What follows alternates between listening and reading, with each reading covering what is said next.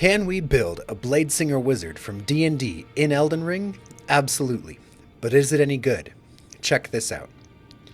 Hello everyone, I am Slightly.Lost, and this is another episode in a series where I attempt to recreate classes and subclasses from Dungeons & Dragons using Elden Ring and its mechanics as close to a respectful recreation as we can.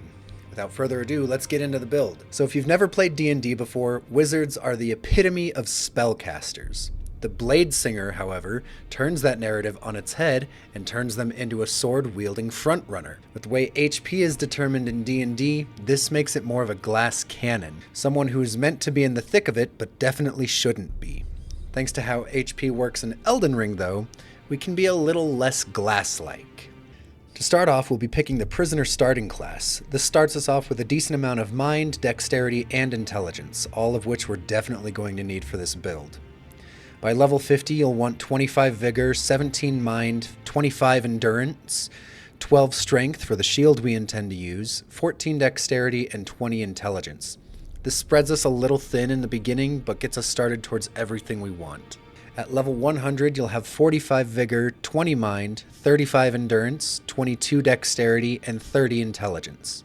At level 150, your stats should be 60 Vigor, 20 Mind, 37 Endurance, 35 Dexterity, and 50 Intelligence. Finally, at level 200, your stats will be 60 Vigor, 30 Mind, 37 Endurance, 45 Dexterity, and 80 Intelligence.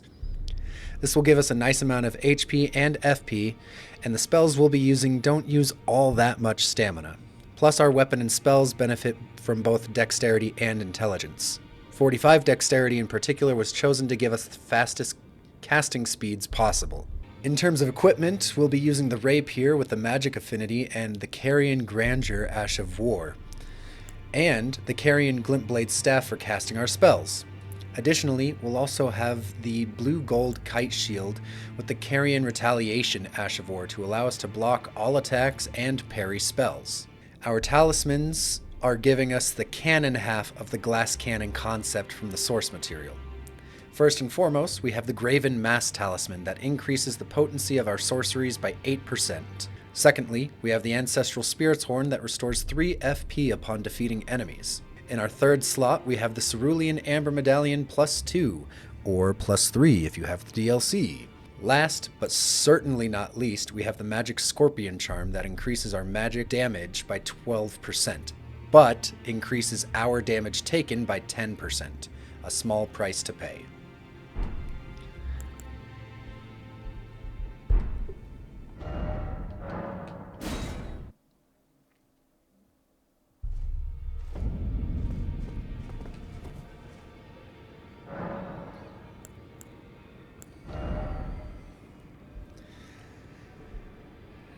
Next is the bread and butter of the build, the spells we'll be casting.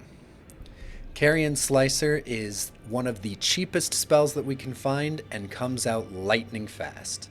Carrion Piercer has some insane range and does some of the highest damage I've seen from a single spell. Adula's Moonblade is a bit of a late game grab, but it does give us a Frostbite option, and that is always clutch to have.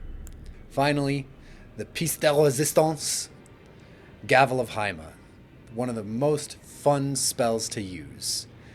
This is what really feels like a Bladesinger, not using a blade at all and smashing our enemies to the ground. Our armor of choice will always be, pick your favorite, as long as you're able to reach that 51 poise threshold. The armor I've chosen is the Great Helm, Ronin's Armor, Gauntlets of Solitude, and Greaves of Solitude. This puts us at 62 poise. In our Wondrous Physick, we have the Magic Shroud and Cracked tier that increases our magic damage by 20%, and the Cerulean Sapping Cracked tier from the DLC that grants our attacks the ability to temporarily restore 5 FP per hit, though this doesn't work with magic attacks and you'll need to swap to your Rapier to take advantage of this. If you don't find that useful or don't have the DLC, I'd recommend replacing it with the Cerulean Hidden tier to negate all FP use for 15 seconds, or the Leaden Hard tier that temporarily increases your poise so you'll be less likely to be knocked out of casting spells. Lastly, before we really show off how the build plays, for Great Runes, my go-to and all reliable is Radon's Great Rune, which while activated This gives us an additional 15% HP, FP, and stamina. This is a nice bump to our health and stamina so we can take another hit or two and make a few more attacks ourselves. But more importantly, it gives us more mind so we can cast spells even longer before we need to drink a cerulean flask. With all that number crunching out of the way, let's see how it plays.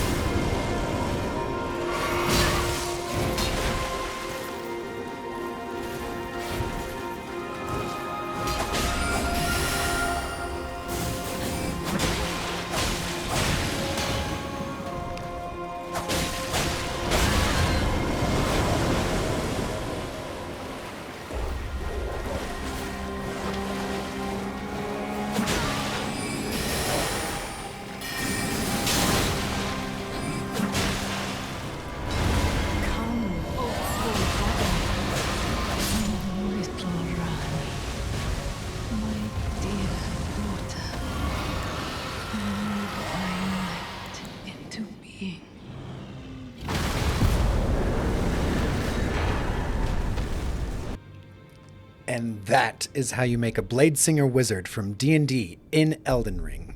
Did you like what you saw? What would you change to make this build even more accurate to the source material? Let me know in the comments below. Thank you all so much for watching. Goodbye, adios, au revoir, auf Wiedersehen, and if I don't see you tomorrow, have a wonderful day.